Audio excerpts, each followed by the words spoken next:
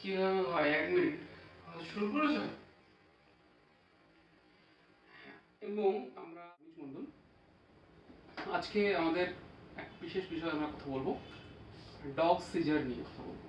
Actually dog caesar কীভাবে হয় এবং কীভাবে তার প্রতিকার করতে পারি এবং সেটাকে কীভাবে ম্যানেজ করতে পারি, বা আদতে ওর কিওর আছে কিনা, বা পার্মানেন্ট কোনো মেডিকেশন ওর জন্য নিতে হবে কিনা, তার একটা সাধারণ ধ্যান ধারণা আমরা এই ভিডিওতে শেয়ার করব। এবং তার সাথে কিছু প্রশ্ন উত্তর পর্ব থাকবে পার্টিকুলার কিছু ডগের সিজার নিয়েই। বাট এই সিজার বিষয়টা সবার ক্ষেত্রে অ্যাপ্লিকেবল সমানভাবে, যে কোনো প্রাণীদের ক্ষেত্রে এই ইনসিডেন্টসগুলো বা এপিসোডসগুলো সবার ক্ষেত্রে সমানভাবেই হয় এবং চিকিৎসা মোটামুটি 100% একই রকম হয়। তবে স্পিসিস ওয়াইজ আলাদা আলাদা কিছু পার্থক্য থাকে, সেটা আপনার ডাক্তারবাবু আপনাকে আরও ডিটেলে বলবেন। এই ভিডিওটা জাস্ট একটা সাধারণ ধারণা দেওয়ার জন্য যে এরকম একটা উপস্থিত সমস্যা তৈরি হলে আমরা কমন সেন্স ইউজ করে কীভাবে ওদেরকে ওই বিপদ অবস্থা থেকে একটা সুস্থ পরিবেশ এবং সুস্থ জীবন ওদেরকে প্রদান করতে পারবে। চলুন আমরা ঢুকে পড়ি কীভাবে হয়। অ্যাকচুয়ালি অনেকগুলো কারণ আছে সিজারে, যদি পার্টিকুলার কোনো কারণ আমাদের এখনও জানা নেই, তবুও কিছু কারণ আমরা পার্থক্য করেছি। যে যদি কখনো সাধারণত 70 থেকে 80% সিজার জেনেটিক কারণে হয়, মা বাবা থেকে অর্জিত, সেটার জন্য ম্যাক্সিমাম সিজার হয়। কিন্তু কিছু কিছু ক্ষেত্রে, যেমন কখনো অ্যাক্সিডেন্টাল কোনো ট্রমা হলো, হেড ট্রমা হয়েছে, তার মাথায় কোনোভাবে আঘাত লেগেছে, সেখানে ব্রেন কোনো পার্ট, স্পেসিফিক পার্ট বা পুরো ব্রেন ড্যামেজ হলে বা কোনো জায়গায় কোনো স্পেসিফিক আঘাত ইম্প্যাক্ট হলে, তখন এই ট্রমাটিক এই জায়গাগুলো বা ট্রমাটিক সিজার্স দেখা যায়। তাছাড়া কিছু টক্সিসিটির ক্ষেত্রে, যদি টক্সিসিটি বলতে সেরকম লাইক কখনো অ্যাক্সিডেন্টাল কোনো যদি ইনজেকশন করে নেয় তখন হতে পারে, অথবা কোনো অর্গানের ফেলিওর হলে। অর্গানের ফেলিওর কখন হবে? যদি কোনো পার্টিকুলার অর্গান ঠিকঠাকভাবে এফিসিয়েন্টলি কাজ করতে পারছে না, তার কারণ ব্যাকটেরিয়াল হতে পারে, ভাইরাস হতে পারে, বা ফাঙ্গাল হতে পারে। তো এই দুটো কারণে যদি মাল্টি অর্গান ফেলিওর হয়, বা কিডনি ফেলিওর হচ্ছে, বা লিভার ফেলিওর হচ্ছে, তখন তার সাইড ইফেক্ট হিসেবে অনেক ক্ষেত্রে কোনো ডগকে ছটফট করতে দেখা যায়, এবং এপিলেপসি যেটাকে আমরা বলি, uncontrolled discharge in the brain, তো এই ঘটনাটা ঘটে। তো এরকম মাথায় লাগা প্লাস জেনেটিক এই সমস্যাগুলো ছাড়াও আরও অনেকগুলো অর্জিত সমস্যা থাকে মাল্টি অর্গান ফেলিওর ছাড়াও। তো সেইগুলো আমরা এখনো উপস্থিত প্রমাণ ছাড়া আমরা সেটাকে উপস্থাপন করতে পারছি না।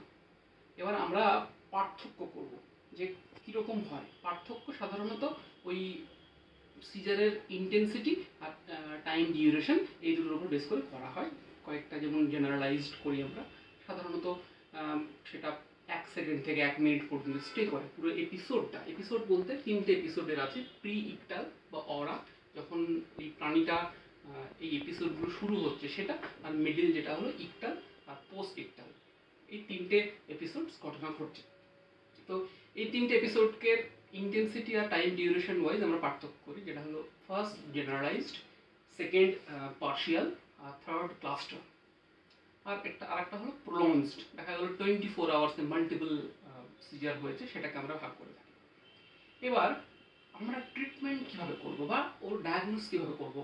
ডায়াগনোস বলতে বেশ কিছু টেস্টিং হয়, সেটা নর্মাল কিছু ব্লাড টেস্ট করতে হয়, তাছাড়া কিছু ডিএনএ টেস্টিং করে দেখতে হয় জেনেটিক মেকআপে কোনো সমস্যা আছে কি না, এটা থেকে আমরা একটা আইডিয়া করতে পারি। তাছাড়া অনেক ক্ষেত্রেই সমস্ত রিপোর্ট নর্মাল থাকলেও কিছু লাইফস্টাইল জনিত কিছু কারণেও হয়। তো এইগুলো যিনি বা যেটা আমি আবার ঢুকে পড়ছি, কিছু টক্সিন ঘটিত সমস্যার জন্য হতে পারে। তাছাড়া হাইপোগ্লাইসেমিয়া যদি কখনো কোনো কারণে হয়, অ্যাক্সিডেন্টাল হয়, তখনও হতে পারে। তাছাড়া যে টক্সিন বাইন্ডার থাকলে হয়, এবং ইলেকট্রোলাইট ইমব্যালেন্স যদি কখনো হয়, তখনও সেটা হতে পারে। আর আমরা এই বিষয়গুলোকে নিয়ে আমরা যেভাবে এগোচ্ছি, তার ট্রিটমেন্ট বা ম্যানেজমেন্ট আমরা যদি বলি, তাহলে অনেক ক্ষেত্রে আমরা অ্যান্টি কনভালসেন্ট কিছু ড্রাগস ইউজ করে থাকি। তাছাড়া আমরা বলি লাইফস্টাইল এবং তাদের ফিডিং হ্যাবিটস যদি কিছু থাকে, সেটা অল্টার্ড কোনো স্ট্যাটাস থাকে, সেটাকে ফলস্বরূপ আমরা স্রোতের প্রতিকূলে আনার চেষ্টা করি। তাছাড়া আমরা কিছু ওষুধপত্র পার্টিকুলার আছে, তার ব্লাড টেস্টের রিপোর্ট ওয়াইজ যদি কোনো পার্টিকুলার কোনো অর্গান ঠিকঠাকভাবে কাজ না করে, সেখানে আমরা সেটাতে স্টিমুলেশন হচ্ছে। তখন কী কী ঘটনা ঘটছে পরপর? প্রথম যেটা হয়, ওদের মুভমেন্টের সমস্যা হয় এবং বিহেভিয়ারালের সমস্যা হয়, এবং অবভিয়াসলি অ্যাপিয়ারেন্সের সমস্যা হয়। মানে পুরো প্রসেসটা কনসাসনেসের সাথে সম্পর্কিত। মানে সচেতনতার সাথে সম্পর্কিত একটা রোগ, যদি আমি রোগ এটাকে ধরি তাহলে সচেতনতামূলক একটা সমস্যা, মানে সেন্সিটিভিটি নিয়ে সমস্যা হচ্ছে, সেটাকে আমরা ডগ সিজার বলি, অভিহিত করছি। তো এই জায়গাটা প্রথমে যেটা হয় সেটা হলো কনসাসনেস পুরোটাই লস হয় বা পার্শিয়াল লস হয়। এবং এই জায়গাটায় মানে প্রথমে যে ইভেন্টসগুলো আমি বললাম, তিনটে এপিসোড হলে অনেকগুলো ঘটনা ঘটে। তার মধ্যে যেটা হয় আনকন্ট্রোল ডেফিকেশন হয়, আনকন্ট্রোল ইউরিনেশন হয় এবং আনকন্ট্রোল হিউজ অ্যালিভারি সিক্রেশন হয়। অনেক ক্ষেত্রে চোখ দিয়েও জল গড়াতে পারে এই সময়টাতে। তবে এই বিষয়ে অনেকে প্রশ্ন করেন যে এই পুরো প্রসেসগুলো বা এপিসোডসগুলো কি খুব পেইনফুল? দেখুন, নর্মালি সায়েন্স বলছে এই ঘটনাগুলোর মধ্যে কোনোটাও পেইনফুল নয়। তবে যদি না ওই বাচ্চাটা ছটপট করে, প্রচণ্ড ভায়োলেন্টলি ছটপট করছে, মাথা শেক করছে, তখন অনেক ক্ষেত্রে থার্ড পার্টি কোনো অবজেক্টে লেগে অনেক ক্ষেত্রে সেটা খারাপ দিকে যেতে পারে। আদারওয়াইজ এই পুরো ইভেন্টসগুলো কিন্তু পেইনফুল নয়। এই জন্য আপনারা একদম প্যানিকড হবেন না। আপনারা যেটা করবেন, খুব শান্ত থেকে এবং সফটলি ওর সাথে কথা বলে ওকে হ্যান্ডেল করুন এবং ওকে পরিষ্কার এবং ওয়ার্মার একটা এনভায়রনমেন্ট দিন। আর একটা বিষয় যেটা আমরা অনেকেই জানতে চাই যে কীভাবে ওকে প্রিভেন্ট করা যায় কি যায় না। তো এই জায়গায় বেশ কিছু প্রশ্ন আমার আছে, সেই প্রশ্ন উত্তর পর্বে আমরা দেখতে পাবো। আর এর ট্রিটমেন্ট বা ম্যানেজমেন্ট, এর আগেও আমি বললাম, ট্রিটমেন্ট বলতে খুব বেশ কিছু ওষুধপত্র আছে যেটা ডাইরেক্টলি ওই কনভার্সনটা কমাতে পারে, কিন্তু রুট কজ জেনে ট্রিটমেন্ট করলে তার রেজাল্ট অনেকটা ফলস্বরূপ ভালো হয়। সরাসরি প্রশ্নোত্তর পর্বে চলে যাব। আমার কিছু সিজার নিয়ে কিছু কোশ্চেন আছে আপনার কাছে। তার মধ্যে প্রথম কোশ্চেন হচ্ছে, আমার যখন সিজার কোনো একটা ডগের হবে তখন আমি ওটাকে কিভাবে ওকে হেল্প করতে পারি, কিভাবে কি করা যায়? মানে কিভাবে হেল্প বলতে প্রিভেন্ট বা করা যায় না, প্রিভেনশন সেরকম ভাবে নেই, তবুও কিছু পদ্ধতি আছে যার মাধ্যমে প্রিভেনশনের চেষ্টা করা যেতে পারে। যেমন যেটা প্রথমে এই আইলিডস যেটা থাকে সেখানে ভেগাল নার্ভস থাকে। তো ওই যখনই এই ইভেন্টসগুলো ঘটবে তখন চোখটা ঢুলু ঢুলু করে চোখটা বন্ধ হয়ে যাবে আস্তে আস্তে। বাট যখন মনে হচ্ছে যে এবার শুরু হতে পারে ইভেন্টটা, তখন এই এই চোখের জায়গাটা ক্লোজ আইলিডসটাকে জাস্ট জেন্টলি প্রেস করতে হবে 10 to 15 সেকেন্ডস, এবং এই প্রসেসটা 5 মিনিট অন্তর অন্তর মাল্টিপল টাইম করা যাবে। আর তার সাথে সাথে ওদের যে 4টে পজ, কোল্ড ওয়াটার প্রেস করতে হবে এই পজের উপরে, এবং পরিষ্কার একটা জায়গা দিতে হবে ওকে, আর কুল একটা জায়গা এবং খুব শান্ত পরিবেশ যেখানে হইচই হবে না। আর ওর সাথে একটু হালকা মানে সফটলি ওর সাথে কথা বলতে হবে। তো এইগুলো করলে অনেক ক্ষেত্রে দেখা গেছে 70 থেকে 90% কেসেস দেখা গেছে প্রিভেন্ট করা গেছে। আর কোনো ডগের বা আমার ডগের কোনো যে ওর যে সিজার হচ্ছে সেটা আমি বুঝবো কিভাবে?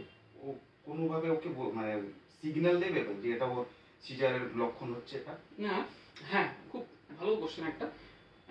দেখো এই বিষয়গুলো না বেশ কিছু এপিসোড, যেমন আমরা একটু আগে আলোচনা করছিলাম যে 3টে এপিসোড হয়, প্রি ইকটাল, ইকটাল আর পোস্ট ইকটাল। তো প্রি ইকটালের সময় আমরা কিছু সিগন্যাল পেয়ে থাকি। যেমন কিরকম, আমার কুকুর চুপচাপ ছিল, হঠাৎ করে কোনায় ঢুকে পড়ছে বা লুকিয়ে পড়ছে আমাকে দেখে, বা ডিজিনেস মানে ওর চোখ খুব আবছা আবছা লাগছে, তাকাতে পারছে না আমার দিকে সোজাসুজি, বা আই কন্ট্যাক্ট করতে পারছে না, কনসাসনেস দুলে পড়ে যাচ্ছে কোনো দিকে একদিকে, বা হাঁটতে সমস্যা হচ্ছে, পশ্চারের সমস্যা হচ্ছে, এবং তোমার মনে হবে যে ও ঠিক নর্মাল নেই। তো এই জায়গাটা দেখে অনেক ক্ষেত্রে বোঝা যায় যে ওর একটা সমস্যা শুরু হতে পারে। এগুলো সিগন্যাল বলে ধরা যেতে পারে। আমার ডগের এরকম ধরুন সিজার হয়েছে, এবং তারপর কি ওর নর্মাল লাইফ ওর মানে থাকবে, না ওর হতে কোনো পরিবর্তন আসবে তার ভিতরে? দেখো, কি কারণে সিজার হয়েছে খুব ইম্পর্টেন্ট। যদি জেনেটিক কোনো কারণে হয়ে থাকে তাহলে আবার ফিরে আসার সম্ভাবনা আছে। মানে ফুললি কিওর নাও হতে পারে, ফুললি কিওর জেনেটিক ভাবে। হ্যাঁ, ফুললি কিওর নাও হতে পারে। আবার যদি কোনো অর্গান ফেলিওর হয় বা কোনো পার্টিকুলার কোনো রোগ হয়েছে, সেখান থেকে হেপাটাইটিস আমি ধরে নিলাম হেপাটাইটিসের একটা রোগী, তার যদি হেপাটাইটিসের সমস্যা মিটে যায় তাহলে নাও হতে পারে।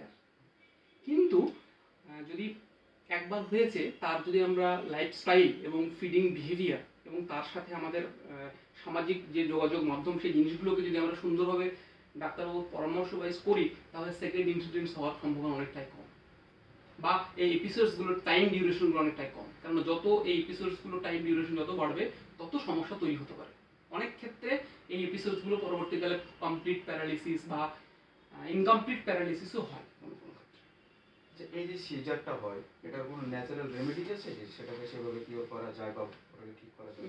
ন্যাচারাল রেমিডিস বলতে ওই প্রিভেনশন, একটু আগে যেটা বললাম, প্রিভেন্ট করার চেষ্টা করা যেতে পারে। আচ্ছা। কিন্তু লাইফস্টাইল যদি আমরা ঠিক রাখতে পারি ওর, হুম। যে খাবার, যেমন হিউম্যান গ্রেড কোনো খাবার দেওয়া যাবে না, তারপরে অত্যাধিক ছোটাছুটি অকারণে দেখা গেল তার বডি ওয়েট একরকম, তার এজ একরকম, তাকে অকারণে বেশি ওভার ছোটাছুটি করানো হচ্ছে, সেটা থেকে হতে পারে। তো সিজার যখন হয় তখন একটা রগে হচ্ছে, ঠিক আছে, তখন কি কি এমন কমন মানে মিস্টেক আছে যেগুলো না করা ভালো?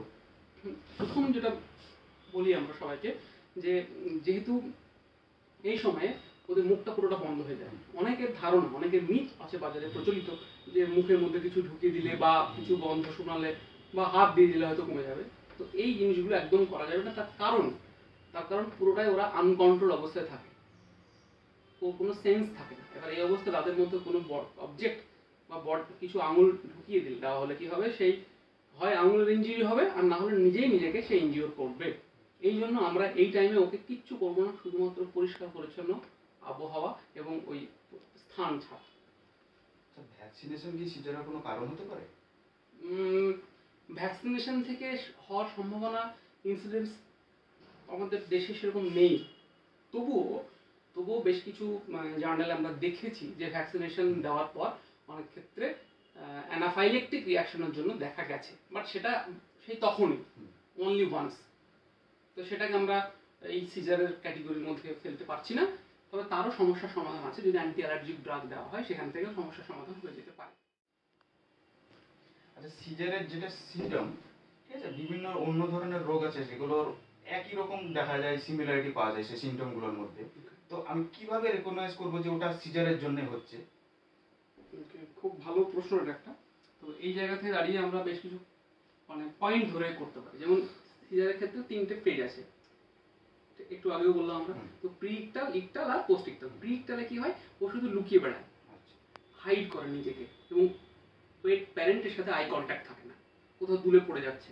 এই সমস্যাগুলো প্রথম হয়। ঠিক তারপরে প্রিভেন্ট হয়, হেড শেকিং হয় বা হেড ট্রিমর হয়, স্প্যাজম হচ্ছে, কন্ট্রাকশন রিল্যাক্সেশন হচ্ছে মাসেলের, ঠিক আছে, বা পা বা হাত কোনো জায়গায় স্টিফ হয়ে যাচ্ছে কন্টিনিউয়াস, যে আবার একটু পরে ঠিক হয়ে যাচ্ছে।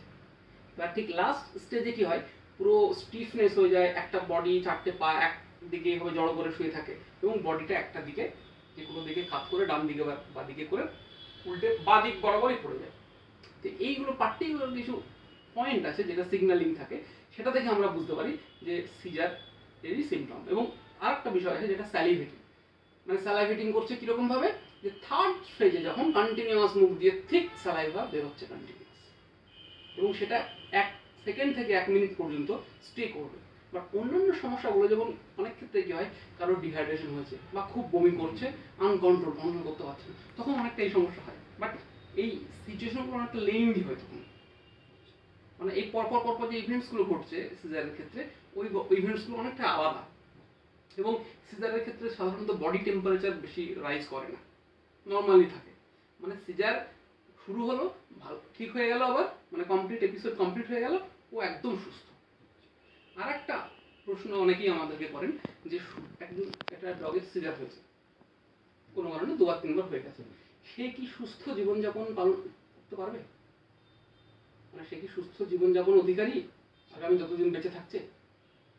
বা ওর তার পরবর্তী টাইমে আবার হবে না হ্যাঁ, সিজারের? আমি বলি, যদি আমরা লাইফস্টাইল মেনটেন করে ফেলতে পারি এবং ডাক্তারবাবুর পরামর্শ ওয়াইজ তাকে কন্ট্রোল করতেন বা এনভায়রনমেন্টে রাখি, তাহলে একদম সুস্থ জীবন তাদেরকে আমরা উপহার দিতে পারবো।